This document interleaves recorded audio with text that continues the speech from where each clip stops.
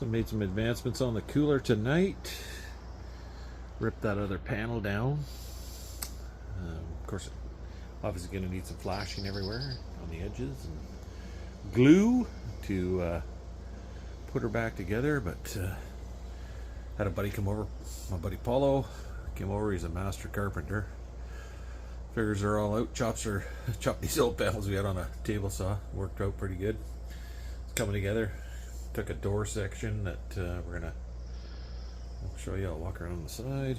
Here's the old door section. We took half of it and used it, the L portion out of it, for this section. This will all be wall, and that'll all be wall pretty quick. I'll hop up in there and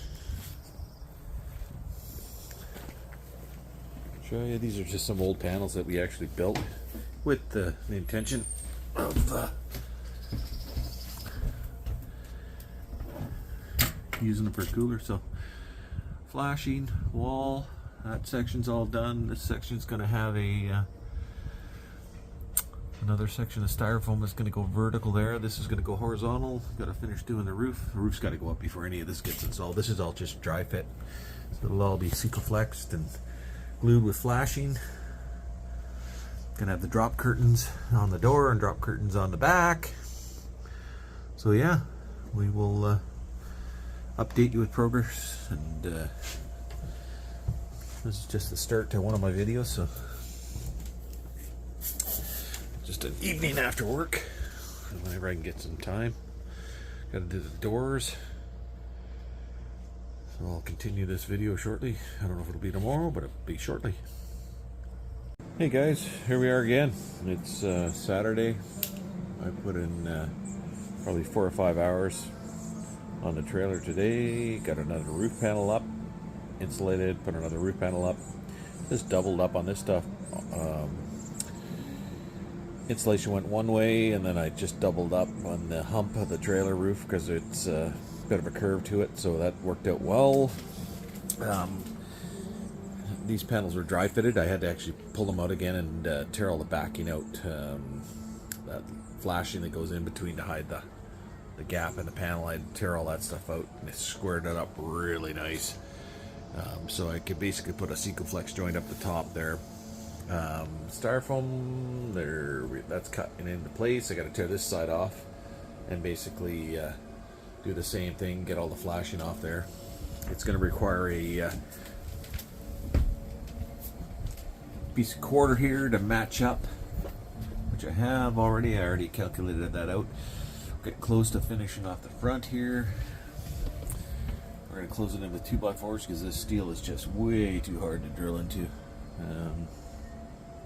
The sink screws into it. It's a pain in the backside. That's the door panel I was talking about there, rubbing up against the styrofoam. So this will all be covered with flashing. First of all, we'll silicone or Sikaflex it. I like the polyurethane sealants. They just seem to work really good. I'm going to use a Sikaflex down the bottom, and then flood to coat the floor with resin, and I'm going to have to square that off, so I got something to screw to. This steel is like, it's absolutely indestructible to try to screw to. I'm not looking forward to doing the rails along the roof. It's going to be a little bit of a pain in the backside. But yeah, no, it's coming together.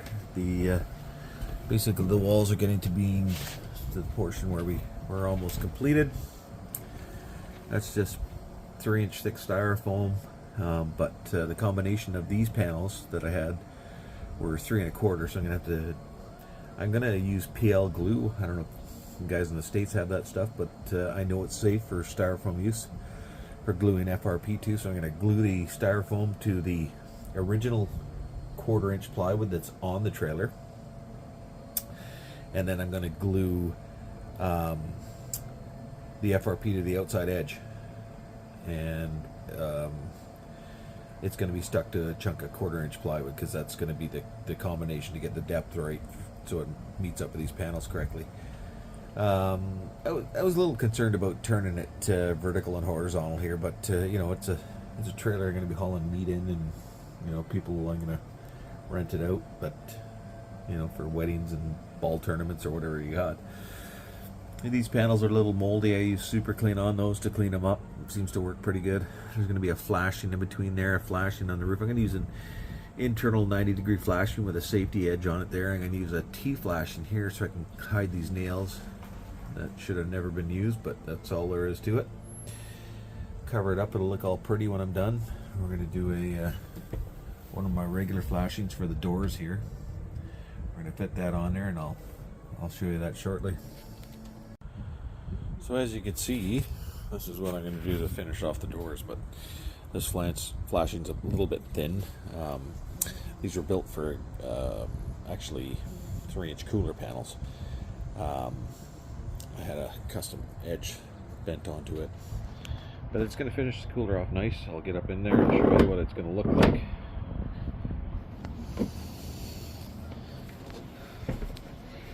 That'll finish that panel off quite nicely all the way up and around the door, and you won't see any of the disaster, and there'll be a flashing run along the floor.